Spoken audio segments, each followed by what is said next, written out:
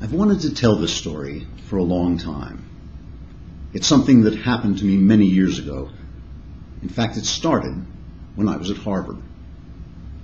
Getting into such a prestigious university took me from a very humble home to a place where I was suddenly mingling with the best and brightest people in the country. It was a long time before I made any friends.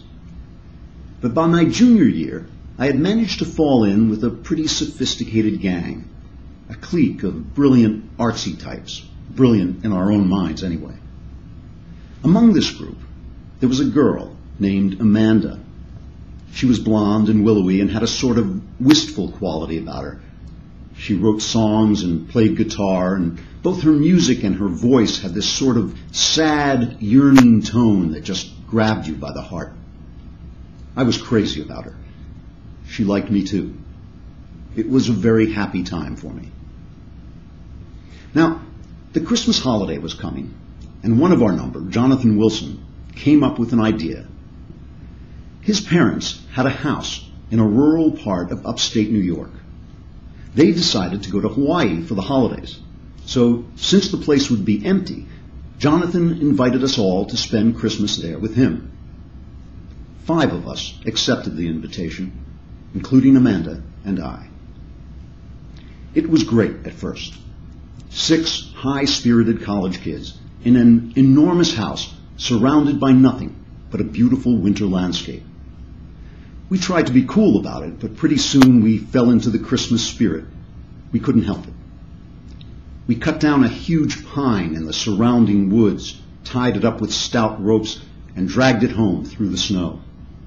We decorated the house and sledded the hills, played games, sang carols around the piano, and basically had as much good, clean fun as it's legal to have. We were having so much fun that I didn't even notice that Amanda was acting very strangely. Then one afternoon, when the others were out Christmas shopping, she found me alone, sneaking a beer in the kitchen.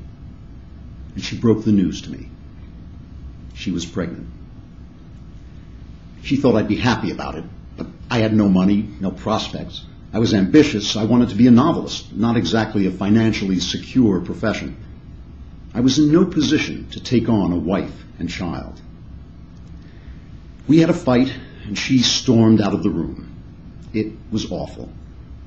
When Jonathan and the others came tumbling back home, laughing and shouting, they found me alone in the living room, slumped in a chair by the fire. I pretended I hadn't seen Amanda. I said she must have gone to bed early. I didn't want to spoil their spirits.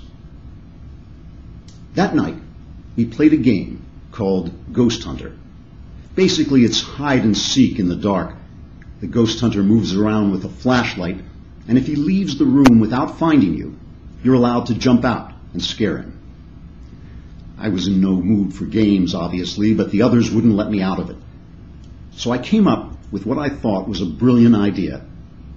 I hid down in the basement, behind the boiler.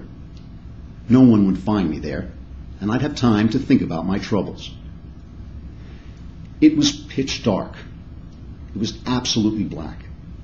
I must have sat on the floor blind over half an hour, feeling sorry for myself, listening to the screams and giggles from upstairs. Finally, the basement door opened, and a flashlight beam came down.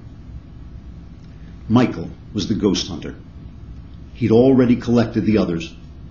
They came thumping down the stairs behind his flashlight, laughing, singing my name. The beam swept through the pitch darkness and picked out my face.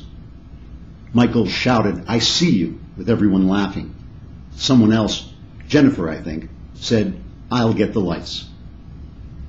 The lights came on, and Jennifer let out a horrible scream. I looked up, and I started screaming too.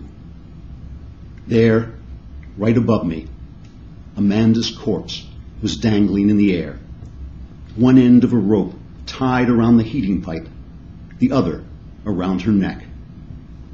She'd been there the whole time I was sitting in the dark. That was the beginning of it.